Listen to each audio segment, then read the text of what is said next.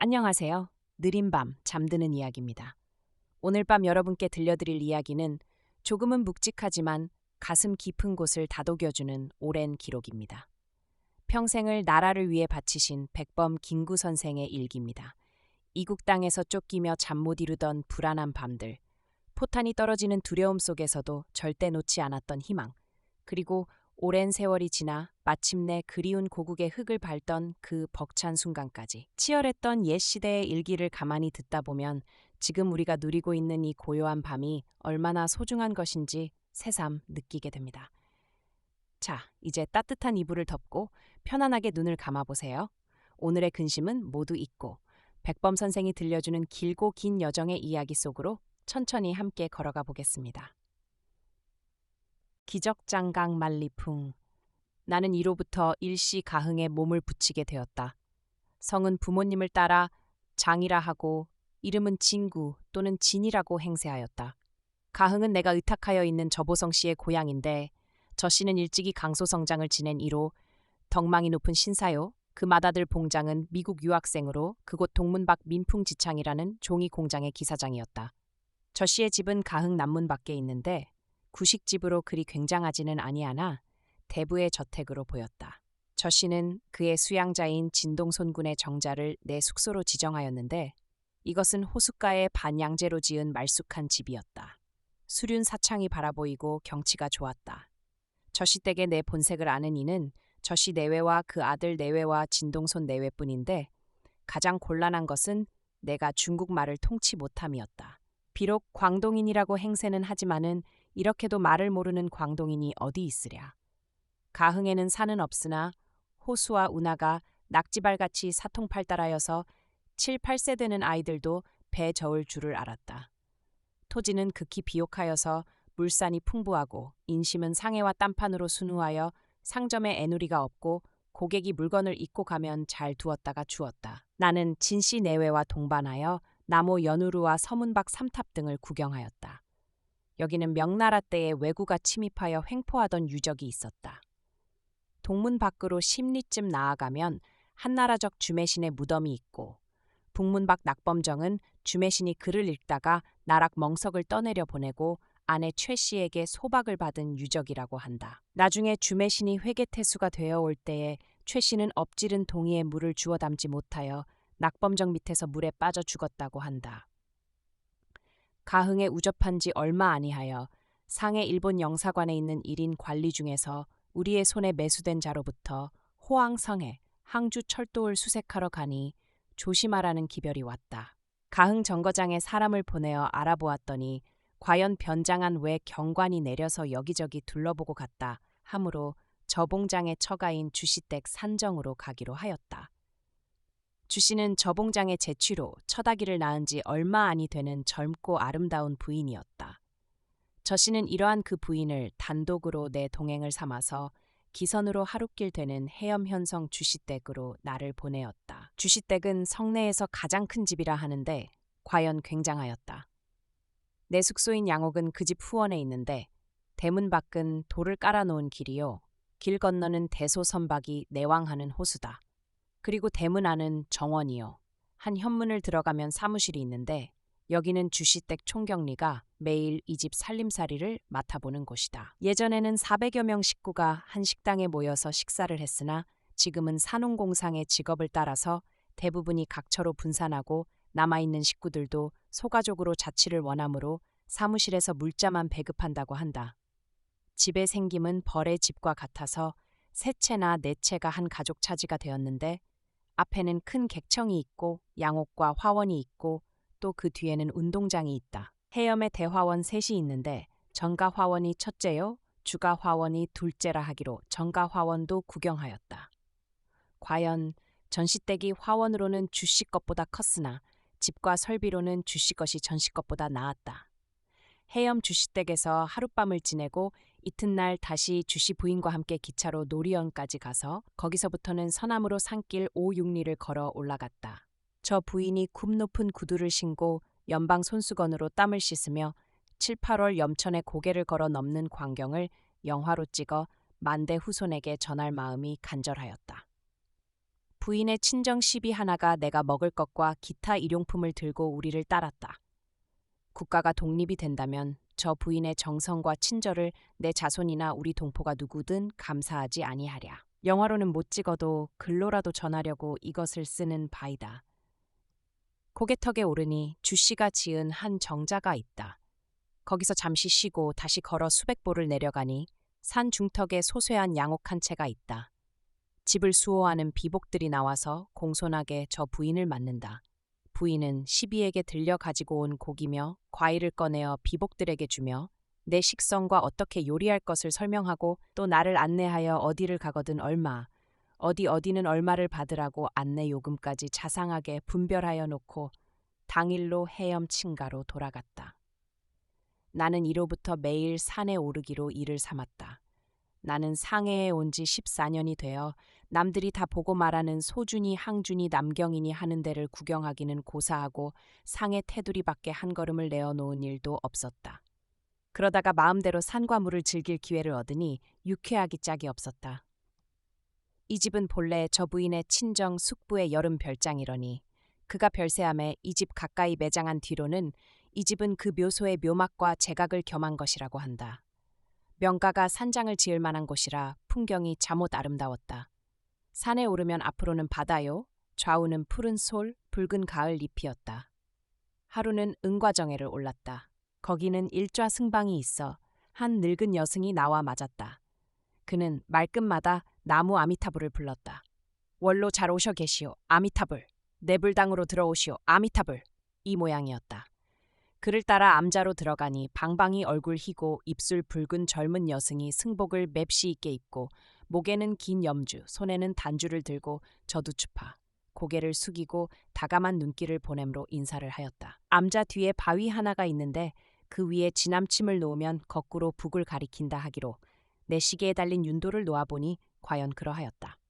아마 자철광 관계인가 하였다. 하루는 해변 어느 지나루터에 장구경을 갔다가 경찰의 눈에 걸려서 마침내 내 정체가 이 지방 경찰에 알려지게 되었으므로 안전치 못하다 하여 도로 가흥으로 돌아왔다. 가흥에 와서는 거진 매일 배를 타고 호수에 뜨거나 운하로 오르내리고 혹은 엄가빈이라는 농촌에 몸을 붙여 있기도 하였다. 이렇게 강남의 농촌을 보니 누에를 쳐서 길쌈을 하는 법이나 벼농사를 짓는 법이나 다 우리나라보다는 발달된 것이 부러웠다. 구미 문명이 들어와서 그런 거 외에 고래의 것도 그러하였다. 나는 생각하였다. 우리 선인들은 항, 송, 원, 명, 청 시대에 끊임없이 사절이 내왕하면서 왜 이 나라에 좋은 것은 못 배워오고 굳은 것만 들여왔는고. 의관 문물 실준중화. 의관과 문물은 모두 중국의 것을 싣는다라는 것이 2조 500년의 당책이라 하건만은 머리 아픈 망건과 기타 망하기 좋은 것뿐이요. 이용후생에 관한 것은 없었다. 그리고 민족의 머리에 틀어박힌 것은 원수의 사대사상뿐이 아니냐. 주자학을 주자 이상으로 발달시킨 결과는 공수위좌하여 손가락 하나 안 놀리고 주둥이만 까게 하여서 민족의 원기를 소진하여 버리니 남는 것은 편협한 당파 싸움과 의뢰심뿐이다. 오늘날로 보아서 요새 일부 청년들이 제정신을 잃고 러시아로 조국을 삼고 레닌을 국부로 삼아서 이제까지의 민족혁명은 2번 피 흘릴 운동이니 대번에 사회주의 혁명을 한다고 떠들던 자들이 레닌의 말 한마디에 돌연히 민족혁명이야말로 그들의 진면목인 것처럼 들고 나오지 않는가. 주자님의 방구까지 향기롭게 여기던 부류들 모양으로 레닌의 똥까지 달다고 하는 청년들을 보게 되니 한심한 일이다. 나는 반드시 주자를 옳다고도 아니하고 마르크스를 그르다고도 아니한다. 내가 청년 제군에게 바라는 것은 자기를 잃지 말란 말이다. 우리의 역사적 이상, 우리의 민족성, 우리의 환경에 맞는 나라를 생각하라는 것이다. 밤낮 저를 잃고 남만 높여서 남의 발 뒤꿈치를 따르는 것으로 장한 채를 말라는 것이다. 제 뇌로, 제 정신으로 생각하란 말이다. 나는 엄가빈에서 다시 사회교 엄항섭군 집으로, 오룡교 진동생의 집으로 오마다니며 숙식하고, 낮에는 주애보라는 여자가 사공이 되어 부리는 배를 타고, 이 운하, 저 운하로 농촌 구경을 돌아다니는 것이 나의 일과였다. 가흥 성내에 있는 진명사는 유명한 도주공의 집터라 한다. 그 속에는 추고자 암소 5마리를 기른다 하고 또 양어하던 못이 있고 절문 밖에는 도 주공유지라는 돌비가 있다. 하루는 길로 돌아다니다가 큰 길가 마당에서 군사가 조련하는 것을 사람들이 보고 있기로 나도 그 틈에 끼었더니 군관 하나가 나를 유심히 보며 내 앞으로 와서 누구냐 하기로 나는 언제나 하는 대로 광동인이라고 대답하였다. 이 군관이 정작 광동인인 줄이야 누가 알았으랴. 나는 곧 보안대 본부로 붙들려갔다. 저 시댁과 진 시댁에 조사한 결과로 무사하게는 되었으나 저봉 장군은 내가 피신할 줄을 모른다고 책하고 그의 친우요 중학교 교원인 과부가 하나 있으니 그와 혼인하여 살면서 행색을 감추라고 권하였다. 나는 그런 유식한 여자와 함께 살면 더욱 내 본색이 탄로되기 쉬우니 차라리 무식한 뱃사공 주예보에게 몸을 의탁하리라 하여 아주 배속에서 살기로 하였다. 오늘은 남문박 호숫가에서 자고 내일은 북문박 은하 옆에서 자고 낮에는 육지에 나와 다녔다. 이러는 동안에도 박남파 엄일파, 엄항섭의 가명, 안신함 세 사람은 줄곧 외교정보의 수집에 종사하였다. 중국인 친구의 동정과 미주 동포의 후원으로 활동하는 비용에는 곤란이 없었다. 박남파가 중국 국민당 당원인 관계로 당의 조직부장이요 강소성 주석인 진과부와 면식이 있어 그의 소개로 장개석 장군이 내게 면회를 청한다는 통지를 받고 나는 안공근, 엄항섭 두 사람을 대동하고 남경으로 갔다. 공패성, 소쟁 등 요인들이 진과부 씨를 대표하여 나를 나와마자 중앙반점에 숙소를 정하였다. 이튿날 밤에 중앙군관학교 구내에 있는 장개석 장군의 자택으로 진과부 씨의 자동차를 타고 박남파군을 통역으로 데리고 갔다. 중국 옷을 입은 장 씨는 온화한 낯빛으로 나를 접하여 주었다. 인사가 끝난 뒤에 장 주석은 간명한 어조로 동방각 민족은 손중산 선생의 삼민주의, 중국의 슈원이 제창한 민족, 민권, 민생주의를 일에 부합하는 민주정치를 하는 것이 좋을 것이라 고 하기로 나는 그렇다고 대답하고 일본의 대륙 침략의 마수가 각일각으로 중국에 침입하니 벽좌우 사람을 잠시 물리침을 하시면 필담으로 몇 마디를 하겠소 하였더니 장씨는 하오하오 좋소 함으로 진과부와 박남파는 밖으로 나갔다. 나는 붓을 들어 선생이 100만금을 허하시면 이태 내에 일본, 조선, 만주 세 방면에 폭풍을 일으켜 일본의 대륙 침략의 다리를 끊을 터이니 어떻게 생각하오? 하고 써서 보였다. 그것을 보더니 이번에는 장씨가 붓을 들어 청이 계획서 상시 청하건대 계획서로 상세히 보이시오 라고 써서 내게 보이기로 나는 물러나왔다. 이튿날 간단한 계획서를 만들어 장주석에게 드렸더니 진과부 씨가 자기의 별장에 나를 초대하여 연석을 베풀고 장주석의 뜻을 내게 대신 전한다. 특무 공작으로는 천황을 죽이면 또 천황이 있고 대장을 죽이면 대장이 또 있으니 장래의 독립전쟁을 위하여 무관을 양성함이 어떠한가 하기로 나는 이야말로 불감청이 언정 고소원이라 하였다.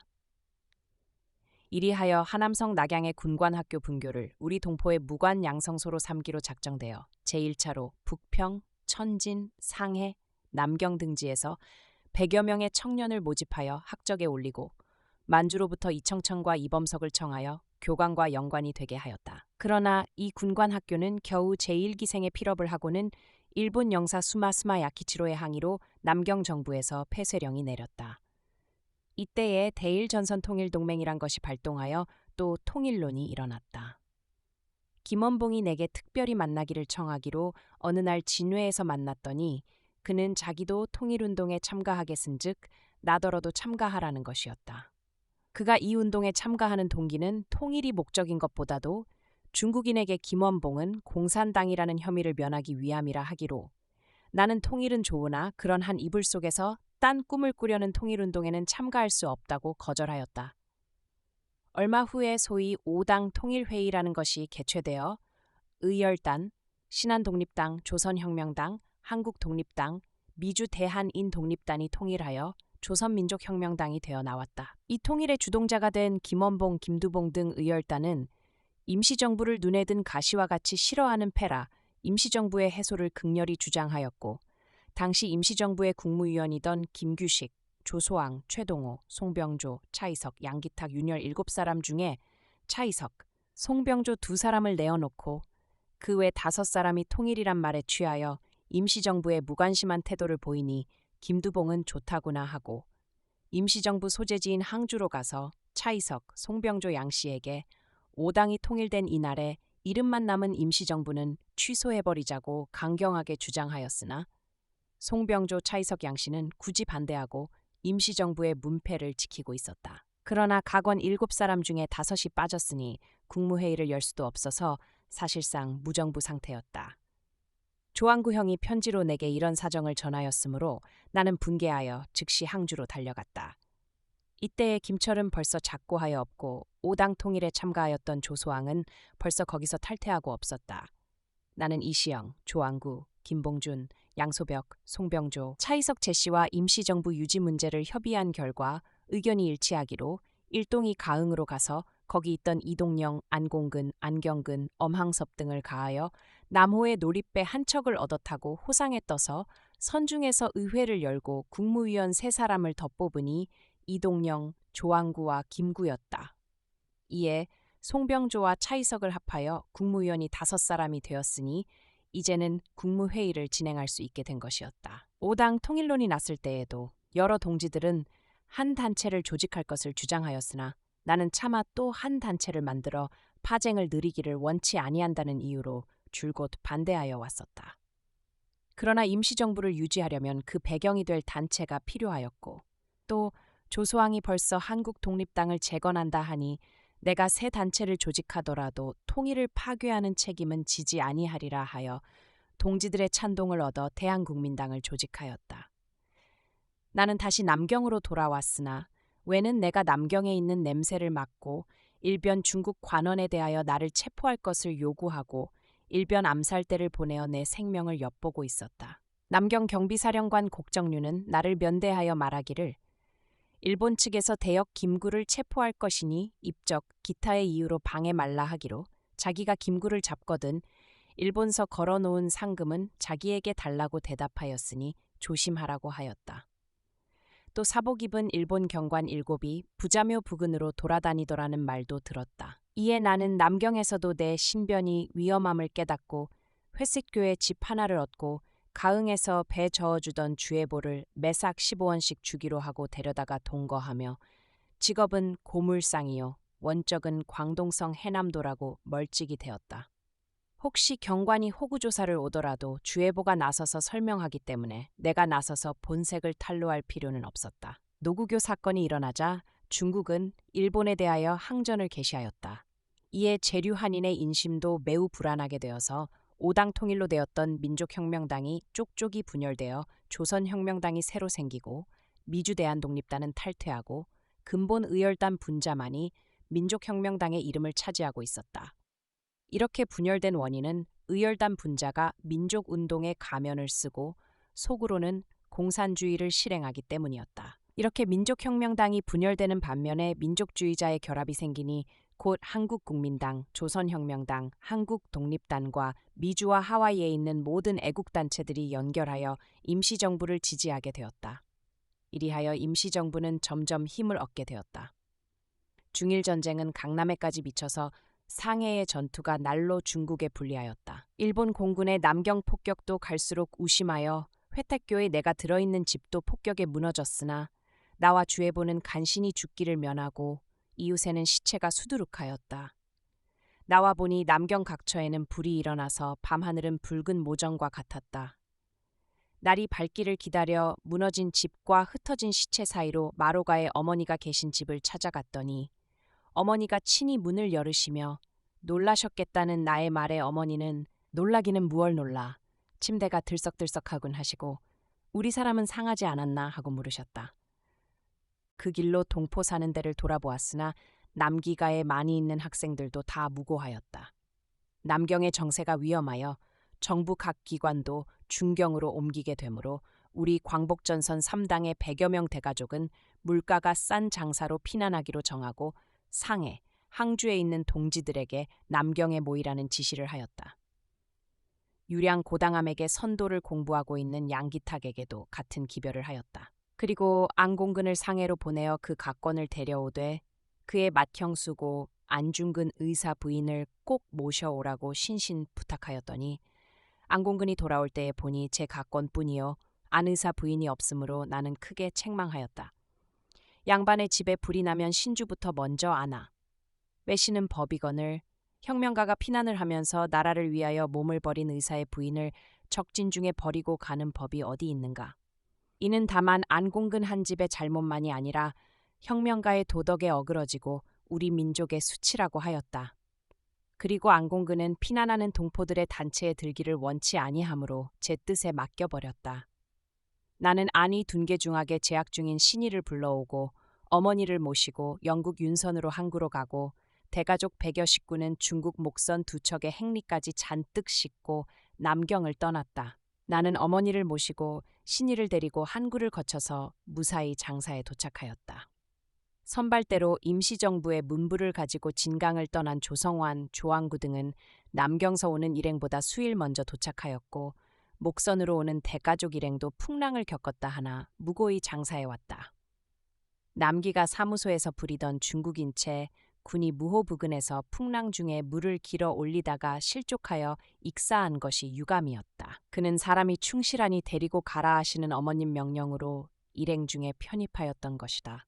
내가 남경서 데리고 있던 주애보는 거기를 떠날 때에 제 본향 가흥으로 돌려보내었다. 그 후 두고두고 후회되는 것은 그때의 여비 100원만 준 일이다. 그는 5년이나 가깝게 나를 광동인으로만 알고 섬겨왔고 부부 비슷한 관계도 부지간에 생겨서 실로 내게 대한 공로란 적지 아니한데 다시 만날 기약이 있을 줄 알고 노자 이외에 돈이라도 넉넉하게 못 준 것이 참으로 유감천만이다. 안공근의 식구는 중경으로 갔거니와 장사에 모인 100여 식구도 공동생활을 할 줄 모르므로 저마다 방을 얻어서 제각기 밥을 짓는 살림을 하였다. 나도 어머니를 모시고 또 한 번 살림을 시작하여서 어머니가 손수 지어주시는 음식을 먹었다. 그러나 어머니는 이 글을 쓰는 오늘날에는 이미 이 세상에 아니 계시다. 어머니가 계셨더라면 상권을 쓸 때와 같이 지난 일과 날짜도 많이 여쭈어 볼 것이건만은 이제는 어머니가 안 계시다. 이 기회에 내가 상처름 후에 어머니가 본국으로 가셨다가 다시 오시던 일을 기록하련다. 어머니가 신이를 데리고 인천에 상륙하셨을 때에는 노자가 다 떨어지셨다. 그때에는 우리가 상해에서 조석이 어려워서 어머니가 중국 사람들이 쓰레기통에 버린 배추 떡잎을 뒤져다가 겨우 반찬을 만드시던 때라 노자를 넉넉히 드렸을 리가 만무하다. 인천서 노자가 떨어진 어머니는 내가 말씀도 한 일이 없건만은 동아일보 지국으로 가셔서 사정을 말씀하셨다.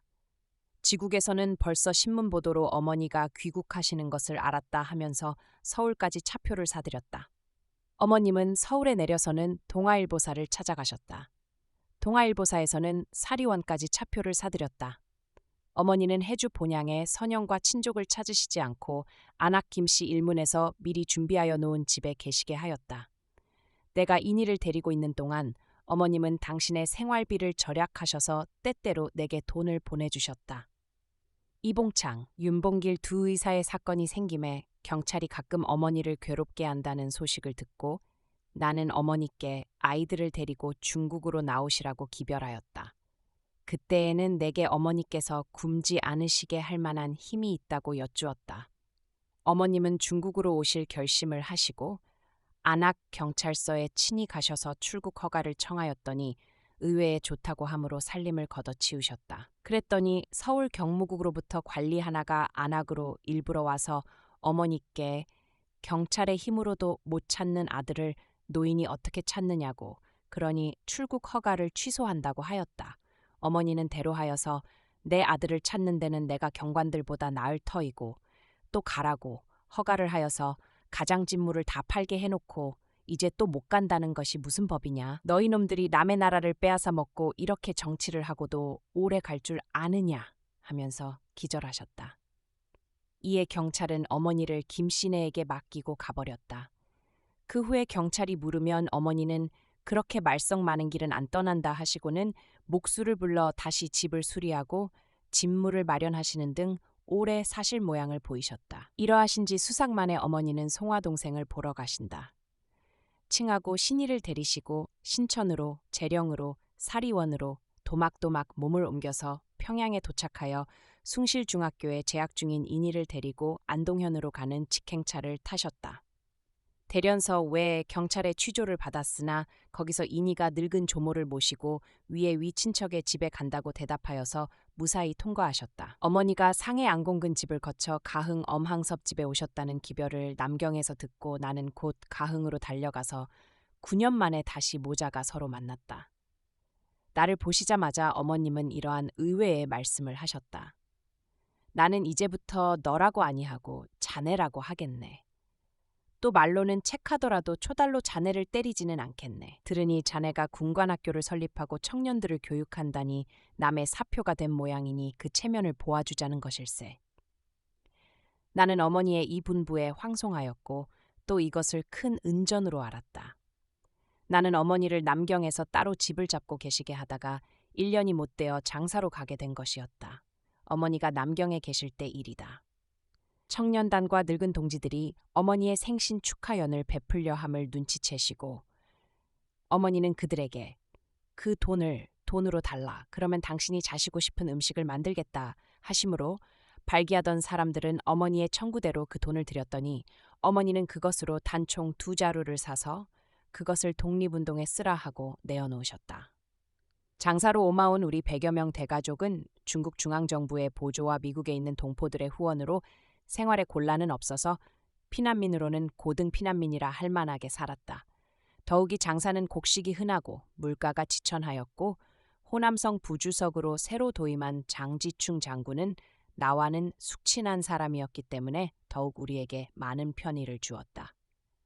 나는 상해, 항주, 남경에서는 특별한 경우를 제하고는 변성명을 하였으나 장사에서는 언제나 김구로 행세하였다. 오는 노중에서부터 반론이 되었던 3당 합동 문제가 장사에 들어와서는 더욱 활발하게 진전되었다. 합동하려는 3당의 진용은 이러하였다. 첫째는 조선혁명당이니 이청천, 유동열, 최동호, 김학규, 황학수, 이복원, 안일청, 현익철 등이 중심이요. 둘째는 한국독립당이니 조소왕, 홍진, 조시원 등이 그 간부며 다음으로 셋째는 내가 창설한 한국국민당이니 이동영, 이시영, 조항구, 차이석, 송병조, 김병준, 엄항섭, 안공근, 양묵, 민병길, 손일민, 조성환 등이 그 중에 중심 인물이었다. 이상 3당이 통합 문제를 토의하려고 조선혁명당 본부인 남목청에 모였는데 나도 거기 출석하여 있었다. 내가 의식을 회복하여 보니 병원인 듯하였다. 웬일이냐? 한즉 내가 술에 취하여 졸도하여서 입원한 것이라고 하였다. 의사가 회진할 때에 내 가슴에 웬 상처가 있는 것을 알고 이것은 웬 것이냐? 한즉 그것은 내가 졸도할 때에 상머리에 부딪힌 것이라 함으로 그런 줄만 알고 병석에 누워 있었다. 한 달이나 지나서야 엄항섭군이 내게 비로소 진상을 설명하여 주었다. 그것은 이러하였다. 그날 밤 조선혁명 당원으로서 내가 남경 있을 때에 상해로 특수공작을 간다고 하여서 내게 금전의 도움을 받은 일이 있는 이윤하니 회장에 돌입하여 권총을 난사하여 첫 방에 내가 맞고 둘째로 현익철, 셋째로 유동열이 다 중상하고 넷째 방에 이청천이 경상하였는데 현익철은 입원하자 절명하고 유동열은 치료 경과가 양호하다는 것이었다. 범인 이윤아는 장사교회의 작은 정거장에서 곧 체포되고 연루자로 강창재, 박창세 등도 잡혔었으나 강, 박, 양이는 석방되고 이윤아는 탈옥하여 도망하였다. 성주석 장치중 장군은 친히 내가 입원한 상하의원에 나를 위문하고 병원 당국에 대하여서는 치료비는 얼마가 들든지 성정부에서 담당할 것을 말하였다고 한다. 당시 한구에 있던 장계석 장군은 하루에도 2~3번 정보로 내 병상을 묻고 내가 퇴원한 기별을 듣고는 나 하천을 대표로 내게 보내어 돈 3,000원을 요양비로 쓰라고 주었다. 퇴원하여 어머니를 찾아뵈니 어머니는 자네 생명은 하나님이 보호하시는 줄 아네. 사불범정 못하고 요사스러운 것은 바른 것을 범하지 못함이지. 이렇게 말씀하시고 또 한인의 총에 맞고 살아있는 것이 외놈의 총에 맞아 죽은 것만 못해 하시기도 하였다. 애초에 내 상처는 중상이어서 병원에서 의사가 보고 입원 수속도 할 필요가 없다 하여 문간방에 두고 절명하기만 기다렸던 것이 내 시간이 되어도 살아있었기 때문에 병실로 옮기고 치료를 시작하였다고 한다. 내가 이런 상태이므로 향항에 있던 이니에게는 내가 총을 맞아 죽었다는 전보를 놓아서 안공근은 이니와 함께 내 장례에 참여할 생각으로 달려왔었다. 전쟁의 위험이 장사에도 파급되어서 성정부에서도 끝까지 이 사건을 법적으로 규명할 여유가 없었던 것이다. 내 추측으로는 이윤환이 감창제, 박창세 두 사람의 악선전에 혹하여 그런 일을 한 것인 듯하다. 내가 퇴원하여 엄황섭군 집에서 정양을 하고 있는데 하루는 갑자기 신기가 불편하고 구역이 나며 오른편 다리가 마비되어서 다시 상하의원에 가서 진찰을 받았다. X광선으로 본 결과 서양인 외과 주임이 말하기를 내 심장 옆에 박혀있던 탄환이 혈관을 통하여 오른편 갈빗대 옆에 오마가 있으니 불편하면 수술하기도 어렵지 아니하나 그대로 두어도 생명에는 관계가 없다 하고 또 말하기를 오른편 다리가 마비되는 것은 탄환이 대혈관을 압박하는 때문이거니와 작은 혈관들이 확대되어서 압박된 혈관의 기능을 대신하게 되면 다리가 마비되던 것도 차차 나으리라는 것이었다. 그러던 중 장사가 또 위험하게 되매 우리 3당의 100여 명 가족은 또 광주로 이전하였으니 호남의 장치중 주석이 광동성 주석 오철성 씨에게 소개하여 준 것이었다. 광주에서는 중국 군대에 있는 동포 이준식, 최원계 두 분의 알선으로 동산 100원을 임시정부의 청사로 아세아 여관을 전부 우리 대가족의 숙사로 쓰게 되었다. 이렇게 정부와 가족을 안돈하고 나는 안의사 미망인과 가족을 상해에서 나오게 할 계획으로 다시 향항으로 가서 안정근, 안공근 형제를 만나 강경하게 그 일을 주장하였으나 그들은 교통이 어렵다는 이유로 듣지 아니하였다. 사실상 그때 사정으로는 어렵기도 하였다. 나는 안의사의 유족을 적진 중에 단 것과 유량고당함에서 중국 도사 이만정에게 선도를 공부하고 있던 양기탁을 구출하지 못한 것이 유감이었다. 향항에서 이틀을 묵어서 광주로 돌아오니 거기도 외의 폭격이 시작되었으므로 또 나는 어머님과 우리 대가족을 불산으로 이접하게 되었다. 이것은 오철성 주석의 호의와 주선에 의함이었다. 이 모양으로 광주에서 2달을 지나 장개석 주석에게 우리도 중경으로 가기를 원한다고 청하였더니 오라는 회전이 왔기로 조성환, 나태섭 두 동지를 대동하고 나는 다시 장사로 가서 장치중 주석에게 교섭하여 공로차표 석장과 귀주성 주석 오정창 씨에게로 하는 소개장을 얻어가지고 중경길을 떠나 10여일 만에 귀주성 수부 기양에 도착하였다. 내가 지금까지 본 중국은 물산이 풍부한 지방뿐이었으나 귀주 지경에 들어서는 눈에 띄는 것이 모두 빈궁뿐이었다. 귀양 시중에 왕래하는 사람들을 보면 극소수를 제외하고는 모조리 의복이 남루하고 혈색이 좋지 못하였다. 원체 산이 많은 지방인데다가 산들이 다 돌로 되고 흙이 적어서 농가에서는 바위 위에다 흙을 펴고 씨를 뿌리는 형편이었다. 그 중에서도 한족은 좀 나으나 원주민인 묘족의 생활은 더욱 곤궁하고 야매한 모양이었다. 중국말을 모르는 나는 말을 듣고 한족과 묘족을 구별할 수는 없으나 복색으로는 묘족의 여자를 알아낼 수 있고 안광으로는 묘족의 남자를 지적할 수 있었다.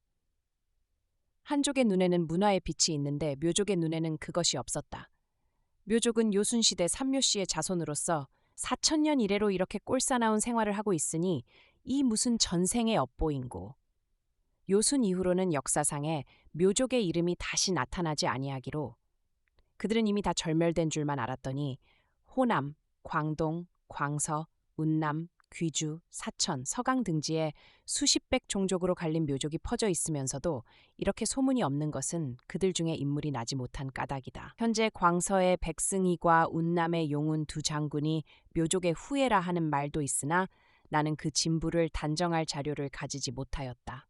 귀양에서 여드레를 묵어서 나는 무사히 중경에 도착하였으나 그동안 광주가 일본군에게 점령되었다. 우리 대가족의 소식이 궁금하던 차에 다 무사히 광주를 탈출하여 유주에 와 있다는 정보를 받고 안심하였다. 그들은 다 중경에 오기를 희망하므로 내가 교통부와 중앙당부에 교섭하여 자동차 6대를 얻어서 기강이라는 곳에 대가족을 옮겨왔다. 군수품 운송에도 자동차가 극히 부족하던 이때에 이렇게 빌려준 중국의 호의는 이루 감사할 말이 없는 일이었다. 내가 미주서 오는 통신을 기다리노라고 우정국에 가 있는 때에 인이가 왔다. 유주에 계신 어머니의 병환이 중하신데 중경으로 오기를 원하심으로 모시고 온 것이었다. 내가 인이를 따라 달려가니 어머님은 내 여관인 적임은 홍빈 여사 맞은편에 와 계셨다. 곧 내 여관으로 모시고 와서 하룻밤을 지내시게 하고 강남 쪽 아궁보 송가화원에 있는 김홍서 군의 집으로 가 계시게 하였다. 이것은 김홍서 군이 호의로 자청한 것이었다. 어머니의 병화는 인후증인데 의사의 말이 이것은 광서의 수토병으로 젊은 사람이면 수술을 할 수 있으나 어머니 같은 노인으로서는 그리할 수도 없고 또 이미 치료 시기를 놓쳐서 손쓸 길이 없다고 하였다. 어머님이 중경으로 오시는 일에 관하여 잊지 못할 은인이 있으니 그는 의사 유동진 군과 그 부인 강영파 여사였다. 이 부처는 상해에서 학생으로 있을 때부터 나를 위하여 주던 사람들인데 쿨링에서 요양원을 경영하던 것을 걷어치우고 제 몸이 아닌 나를 대신하여 내 어머니를 모시고 간호하기 위하여 중경으로 온 것이었다. 그러나 어머니는 유의사 부처가 왔을 때에는 벌써 더 손쓸 수가 없게 되신 뒤였다. 내가 중경에 와서 할 일은 세 가지였었다. 첫째는 차를 얻어서 대가족을 실어 오는 일이요. 둘째는 미주, 하와이와 연락하여 경제적 후원을 받는 일이요. 셋째로는 장사에서부터 말이 있었으나 이루지 못한 여러 단체의 통일을 완성하는 것이었다. 대가족도 안돈이 되고 미주와 연락도 되었으므로 나는 셋째 사업인 단체 통일에 착수하였다. 나는 중경에서 강 건너 아궁보에 있는 조선의용대와 민족혁명당 본부를 찾았다. 그 당수 김약사는 계림에 있었으나 윤기섭, 성주식, 김홍서, 석정, 김두봉, 최석순, 김상덕 등 간부가 나를 위하여 환영회를 열었다. 그 자리에서 나는 모든 단체를 통일하여 민족주의의 단일당을 만들 것을 제의하였더니 그 자리에 있던 이는 일치하여 찬성하였고 한 걸음 더 나아가서 미주와 하와이에 있는 여러 단체에도 참가를 권유하기로 결의하였다. 미주와 하와이에서는 곧 회답이 왔다. 통일에는 찬성이나 김약사는 공산주의자인즉 만일 내가 그와 일을 같이 한다면 그들은 나와의 관계까지도 끊어버린다는 것이었다. 그래서 나는 김약산과 상의한 결과 그와 나의 연명으로 민족운동이야말로 조국 광복에 필요하다는 뜻으로 성명서를 발표하였다. 그러나 여기 의외의 고장이 생겼으니 그것은 국민당 간부들이 연합으로 하는 통일은 좋으나 있던 당을 해산하고 공산주의자들을 합한 단일당을 조직하는 데는 반대한다는 것이었다. 주의가 서로 다른 자는 도저히 한 조직체를 유지할 수 없다는 것이 그 이유였다.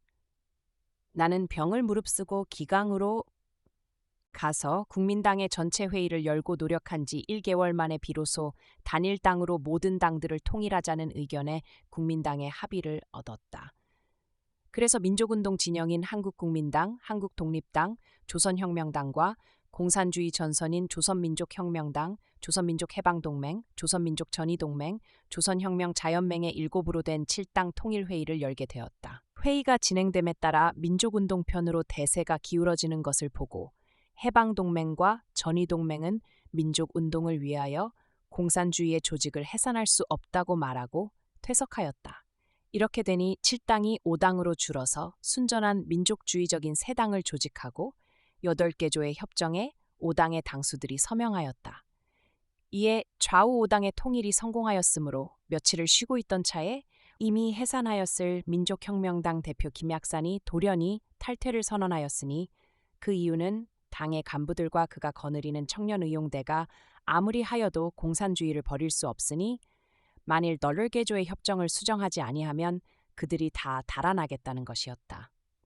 이리하여 5당 통일도 실패되어서 나는 민족진영 3당의 동지들과 미주, 하와이 여러 단체에 대하여 나의 불명한 허물을 사과하고 이어서 원동에 있는 3당만을 통일하여 새로 한국독립당이 생기게 되었다. 하와이 애국당과 하와이 단합회가 각각 해소하고 한국독립당 하와이 지부가 되었으니 역시 5당 통일은 된 셈이었다. 새로 된 한국독립당의 간부로는 집행위원장의 김구, 위원으로는 홍진, 조소왕, 이청천, 김학규, 유동열, 안훈, 송병조, 조항구, 엄항섭, 김봉준, 양묵, 조성환, 차이석, 이복원이요. 감찰위원장의 이동영, 위원회 이시영, 공진원, 김희안 등이었다. 임시의정원에는 나를 국무회의의 주석으로 천거하였는데 종래의 주석을 국무위원이 번갈아 하던 제도를 고쳐서 대내, 대외에 책임을 지도록 하였다. 그리고 미국, 서울, 워싱턴에 외교위원부를 설치하고 이승만 박사를 그 위원장으로 임명하였다. 한편 중국 중앙정부에서는 우리 대가족을 위하여 토교 동감폭포 위에 기와집 3채를 짓고 또 시가에도 집 1채를 주었으나 그 밖에 우리 독립운동을 원조하여 달라는 청에 대하여선 냉담하였다. 그래서 나는 중국이 일본군의 손에 여러 대도시를 빼앗겨 자신의 항전에 골몰한 이때에 우리를 위한 원조를 바라기가 미안하니 나는 미국으로 가서 미국의 원조를 청할 의사인즉 여행권을 달라고 청하였다. 그런즉 중앙정부의 서은증 씨가 말하기를 내가 오랫동안 중국에 있었으니 중국에서 무슨 일을 하나 남김이 좋지 아니하냐 하고 사업계획서를 제출하기를 청하였으므로 나는 장래 독립한 한국의 국군의 기초가 될 광복군 조직의 계획을 제출하였더니 곧 좋다는 회답이 왔다. 이에 임시정부에서는 이청천을 광복군 총사령으로 임명하고 있는 힘 미주와 하와이 동포가 보내어준 돈 4만 원을 다하여 중경 가능 빈관에 중국인, 서양인 등 중요 인사를 초청하여 한국 광복군 성립식을 거행하였다. 그리고 우선 30여 명 간부를 서안으로 보내어 미리가 있던 조성환 등과 합하여 한국 광복군 사령부를 서안에 두고 이범석을 제1지대장으로 하여 산서 방면으로 보내고 곤명 공진원을 제2지대장으로 하여 수원 방면으로 보내고 김학규를 제3지대장으로 하여 산동으로 보내고 나월환 등의 한국 청년 전지공작대를 광복군으로 개편하여 제5지대를 삼았다.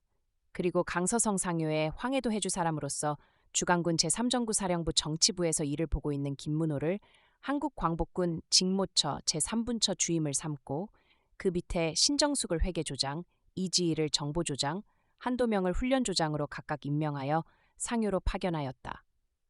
독립당과 임시정부와 광복군의 일체 비용은 미주, 멕시코, 하와이에 있는 동포들이 보내는 돈으로 썼다. 장개석 부인 송미령이 대표하는 부녀위로 총회로부터 중국 돈으로 10만 원의 기부가 있었다.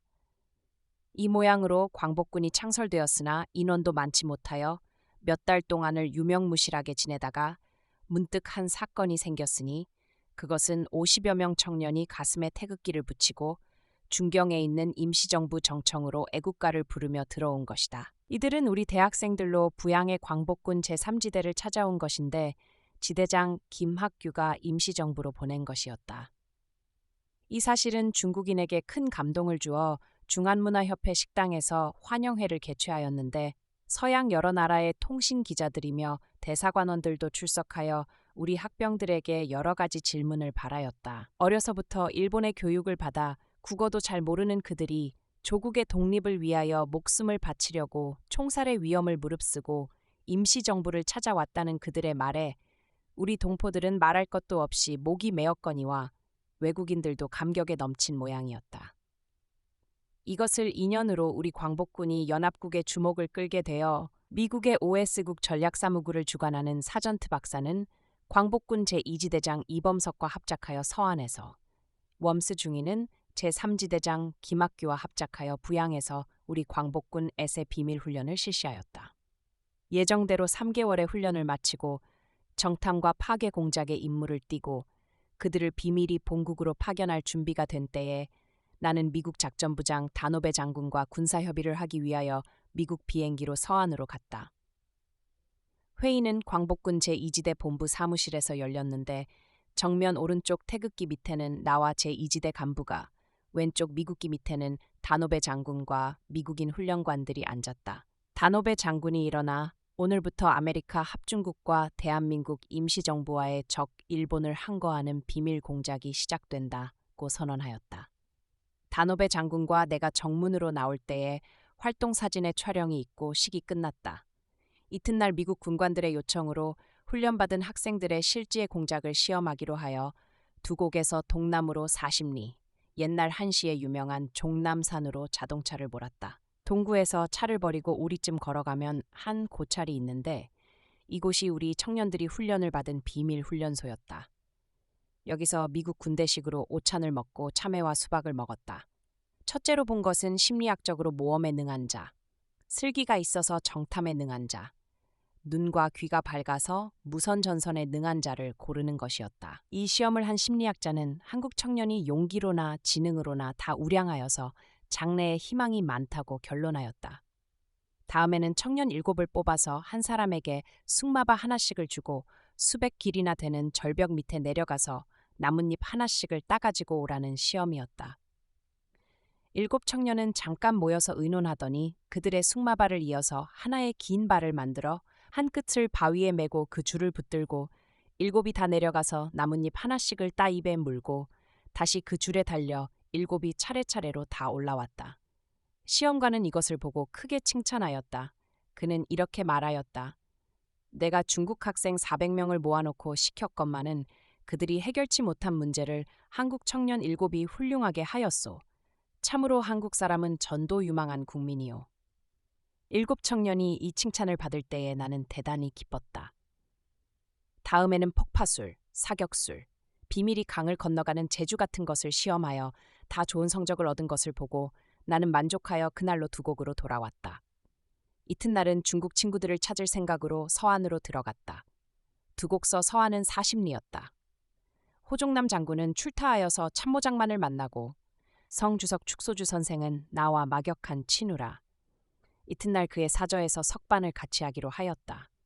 성당부에서는 나를 위하여 환영회를 개최한다 하고 서안 부인회에서는 특별히 연극을 준비한다 하고 서안의 각 신문사에서도 환영회를 개최하겠으니 출석하여 달라는 초청이 왔다. 나는 그 밤을 우리 동포 김종만 씨 댁에서 지내고 이튿날은 서안의 명소를 대개 구경하고 저녁에는 어제 약속대로 축주석 댁 만찬에 불려갔다. 식사를 마치고 객실에 돌아와 수박을 먹으며 담화를 하는 중에 문득 전령이 울었다. 축주석은 놀라는 듯 자리에서 일어나 중경에서 무슨 소식이 있나 보다고 전화실로 가더니 잠시 뒤에 뛰어나오며 외적이 항복한다오 하였다. 아, 외적이 항복! 이것은 내게는 기쁜 소식이라기보다는 하늘이 무너지는 듯 한 일이었다. 천신만고로 수년간 애를 써서 참전할 준비를 한 것도 다 허사다. 서안과 부양에서 훈련을 받은 우리 청년들에게 각종 비밀한 무기를 주어 산동에서 미국 잠수함을 태워 본국으로 들여보내어서 국내의 요소를 혹은 파괴하고 혹은 점령한 후에 미국 비행기로 무기를 운반할 계획까지도 미국 육군성과 다 약속이 되었던 것을 한번 해보지도 못하고 외적이 항복하였으니 진실로 전공이 가석하거니와 그보다도 걱정되는 것은 우리가 이번 전쟁에 한 일이 없기 때문에 장래에 국제 간의 발언권이 박약하리라는 것이다. 나는 더 있을 마음이 없어서 곧 축시댁에서 나왔다. 내 차가 큰 길에 나설 때에는 벌써 거리는 인산인해를 이루고 만세 소리가 성중에 진동하였다. 나는 서안에서 준비되고 있던 나를 위한 모든 환영회를 사퇴하고 즉시 두곡으로 돌아왔다. 와보니 우리 광복군은 제 임무를 하지 못하고 전쟁이 끝난 것을 실망하여 침울한 분위기에 잠겨 있는데 미국 교관들과 군인들은 질서를 잊으리만큼 기뻐 뛰고 있었다. 미국이 우리 광복군 수천 명을 수용할 병사를 건축하려고 일변 종남산에서 제목을 운반하고 벽돌 가마에서 벽돌을 실어 나르던 것도 이날부터 일제히 중지하고 말았다. 내 이번 길의 목적은 서안에서 훈련받은 우리 군인들을 제1차로 본국으로 보내고 그 길로 부양으로 가서 훈련받은 이들을 제2차로 떠나보낸 후에 중경으로 돌아감이었으나 그 계획도 다 수포로 돌아가고 말았다. 내가 중경서 올 때에는 군용기를 탔으나 그리로 돌아갈 때에는 여객기를 타게 되었다. 중경에 와보니 중국인들은 벌써 전쟁 중에 긴장이 풀어져서 모두 혼란한 상태에 빠져 있고 우리 동포들은 지향할 바를 모르는 형편에 있었다. 임시정부에서는 그동안 임시의정원을 소집하여 혹은 임시정부 국무위원회 총사직을 주장하고 혹은 이를 해산하고 본국으로 들어가자고 반론하여 귀결이 못 나다가 주석인 내가 돌아온다는 소식을 듣고 3일간 정회를 하고 있었다. 나는 의정원에 나아가 해산도 총사직도 천만부당하다고 단언하고 서울에 들어가 전체 국민의 앞에 정부를 내어 바칠 때까지 현상대로 가는 것이 옳다고 주장하여 전원의 동의를 얻었다.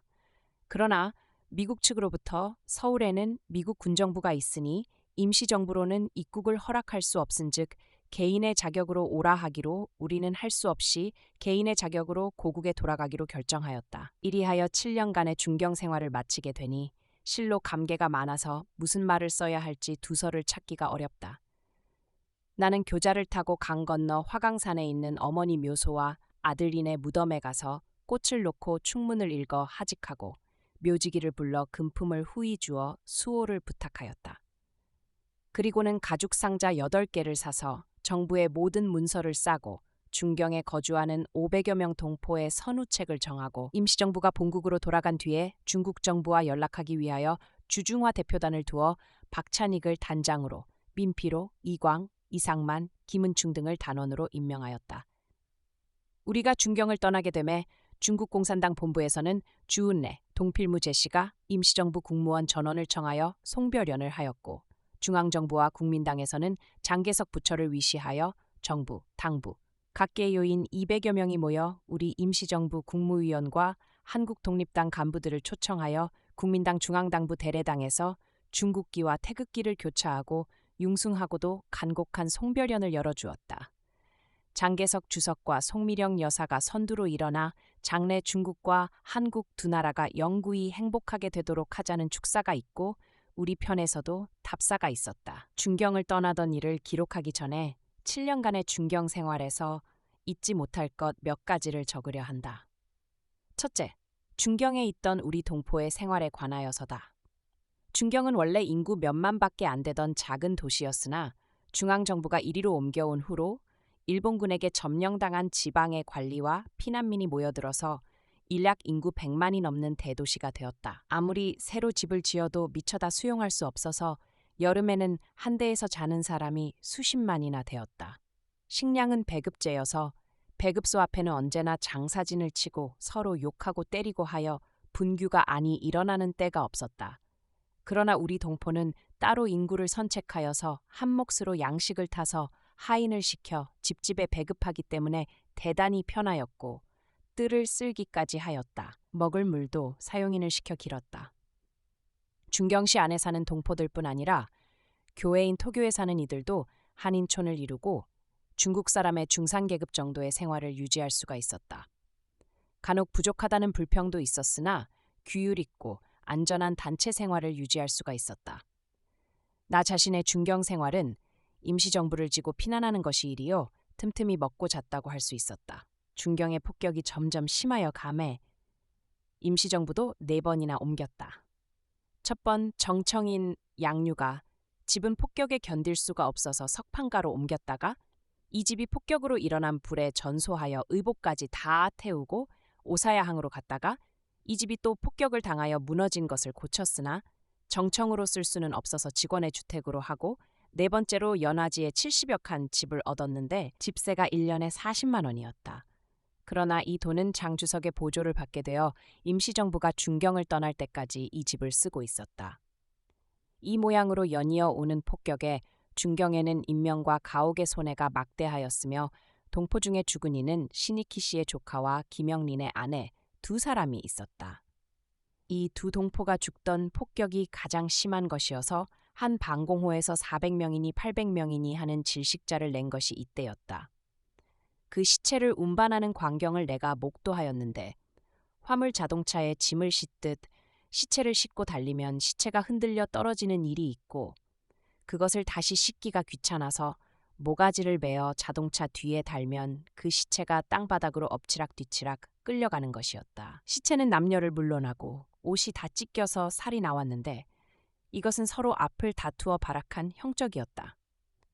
가족을 이 모양으로 잃어 한편에 통곡하는 사람이 있으면 다른 편에는 방공호에서 시체를 끌어내는 인부들이 시체가 지녔던 금은보화를 뒤져서 대번에 부자가 된 사람도 있었다. 이렇게 질식의 참사가 일어난 것이 밀매음녀 많기로 유명한 교장구이기 때문에 죽은 자의 대다수가 밀매음녀였다. 중경은 옛날 이름으로는 파인데 지금은 성도라고 부르는 촉과 아울러 파촉이라 하던 곳이다.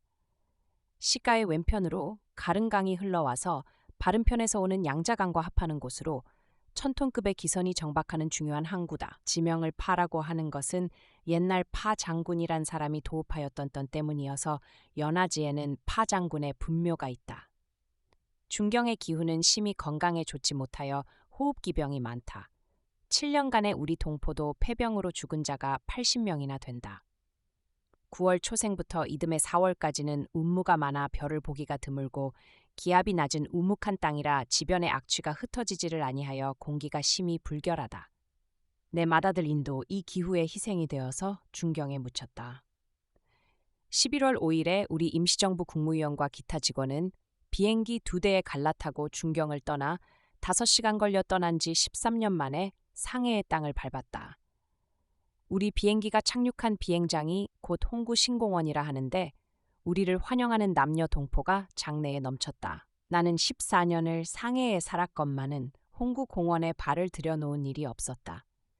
신공원에서 나와서 시내로 들어가려 한즉 아침 6시부터 우리를 기다리고 있었다는 6,000명 동포가 열을 지어서 고대하고 있었다. 나는 거기 있는 길, 사람의 키의 한 길이 넘는 단 위에 올라서 동포들에게 인사말을 하였다. 나중에 알고 본즉 그 단이야말로 13년 전 윤봉길 의사가 외적 백천대장 등을 폭격한 자리에 외적들이 그 일을 기념하기 위하여 단을 모으고 군대를 지휘하던 곳이라고 한다. 세상에 우연한 것은 없다고 생각하였다. 나는 양자 반점에 묵었다. 13년은 사람의 일생에는 긴 세월이었다.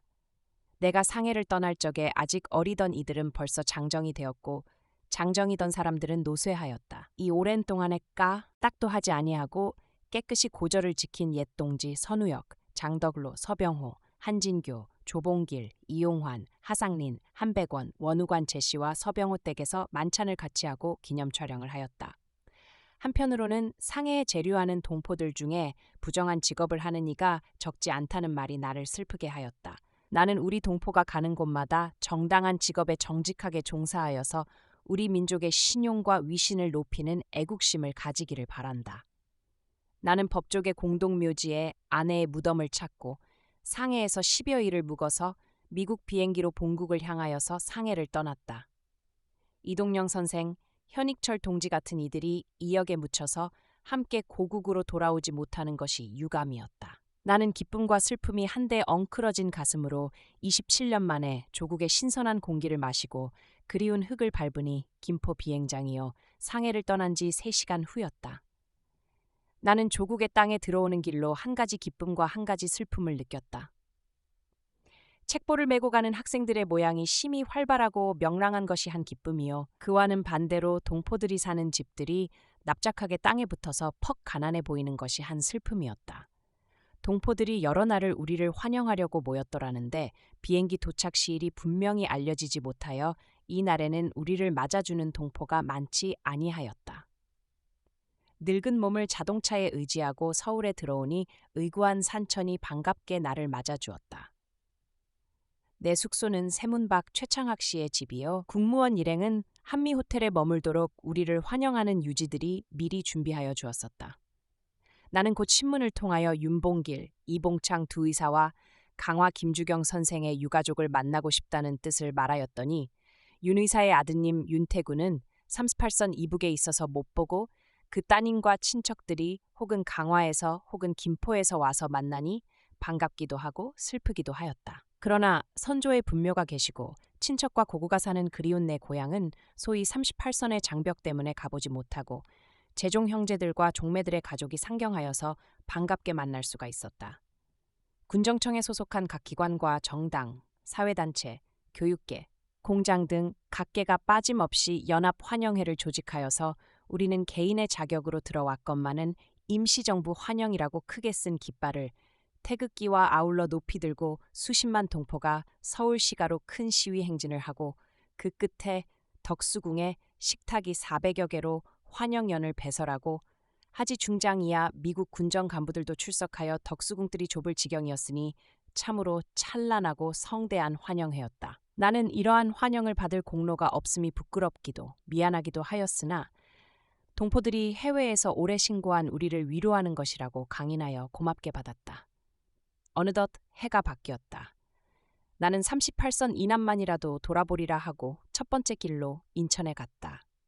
인천은 내 인생의 뜻깊은 곳이다.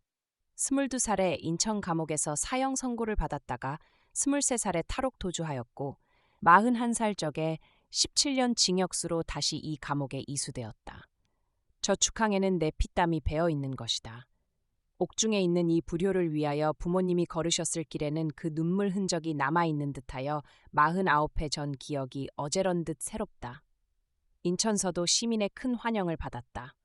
두 번째 길로 나는 공주 마곡사를 찾았다. 공주에 도착하니 충청남도 11개 군에서 10여만 동포가 모여서 나를 환영하는 회를 열어주었다. 공주를 떠나 마곡사로 가는 길에 김복한, 최익현 두 선생의 영정 모신대를 찾아서 배례하고 그 유가족을 위로하고 동민에 환영하는 정성을 고맙게 받았다. 정당, 사회단체의 대표로 마곡사까지 나를 따르는 이가 350여 명이었고 마곡사 승려의 대표는 공주까지 마중을 나왔으며 마곡사 동구에는 남녀 승려가 도열하여 지성으로 나를 환영하니 옛날에 이 절에 있던 한중이 일국의 주석이 되어서 온다고 생각함이었다. 48년 전에 머리에 굴갓을 쓰고 목에 염주를 걸고 출입하던 길이었다. 산천도 예와 같거니와 대웅전에 걸린 주련 기둥에 써붙이는 도 옛날 그대로였다. 강래 관세간 유여몽중사, 한 걸음 물러나 세상을 보니 꿈속의 일만 같구나. 그때에는 무심히 보았던 이 글귀를 오늘에 자세히 보니 나를 두고 이른 말인 것 같았다. 용담 스님께 보각서장을 배우던 염화실에서 뜻깊은 하룻밤을 보냈다. 승려들은 나를 위하여 이날 밤에 불공을 드렸다. 그러나 승려들 중에는 내가 알던 사람은 하나도 없었다. 이튿날 아침에 나는 기념으로 무궁화 한 포기와 향나무 한 그루를 심고 마곡사를 떠났다. 세 번째 길로 나는 윤봉길 의사의 본댁을 찾으니 4월 29일이라 기념제를 거행하였다. 그리고 나는 일본 동경에 있는 박열 동지에게 부탁하여 윤봉길, 이봉창, 백정기 세 분, 열사의 유골을 본국으로 모셔오게 하고 유골이 부산에 도착하는 날 나는 특별 열차로 부산까지 갔다. 부산은 말할 것도 없고 세 분의 유골을 모신 열차가 점거하는 역마다 사회, 교육학 단체며 일반 인사들이 모여 봉도식을 거행하였다. 서울에 도착하자 유골을 담은 영구를 태고사에 봉안하여 동포들의 참배에 편케하였다가 내가 친히 잡아놓은 효창공원 안에 있는 자리에 매장하기로 하였다. 제일 위에 안중근 의사의 유골을 봉안할 자리를 남기고 그 다음에 세 분의 유골을 차례로 모시기로 하였다. 이날 미국인 군정 간부도 전부 회장하였으며 미국 군대까지 출동할 예정이었으나 그것은 중지되고 조선인 경찰관, 육해군 경비대, 정당 단체, 교육기관, 공장의 종업원들이 총출동하고 일반 동포들도 구름같이 모여서 태고사로부터 효창공원까지 인산인해를 이루어 일시 전차, 자동차, 행인까지도 교통을 차단하였다. 선두에는 애도하는 비곡을 아뢰는 음악대가 서고 다음에는 화환대, 만장대가 따르고 세 분 의사의 영연은 여학생대가 모시니 옛날 인산보다 더 성대한 장이었다. 나는 삼남지방을 순회하는 길에 보성군 등량면 등량리 김씨촌을 찾았다. 내가 48년 전에 망명 중에 석 달이나 몸을 붙여 있던 곳이요. 김씨네는 나와 동족이었다. 내가 온다는 선문을 듣고 동구에는 솔문을 세우고 길을 닦기까지 하였다. 남녀 동민들이 동구까지 나와서 도열하여 나를 맞았다. 내가 그때에 유숙하던 김광원 댁을 찾으니 집은 예와 같으되 주인은 벌써 세상을 떠났다. 그 유족의 환영을 받아 내가 그때에 상을 받던 자리에서 한때 음식 대접을 한다 하여서 마루에 병풍을 치고 정결한 자리를 깔고 나를 앉혔다. 모인 이들 중에 나를 알아보는 이는 늙은 부인네 한 분과 김판남 종씨 한 분뿐이었다. 김씨는 그때에 내 손으로 쓴 책 한 권을 가져다가 내게 보여주었다. 내가 이곳에 머물고 있을 때에 자별이 친하게 지내던 나와 동갑인 선씨는 이미 작고하고 내게 필랑을 기워서 작별 선물로 주던 그의 부인은 보성읍에서 그 자손들을 데리고 나와서 나를 환영하여 주었다.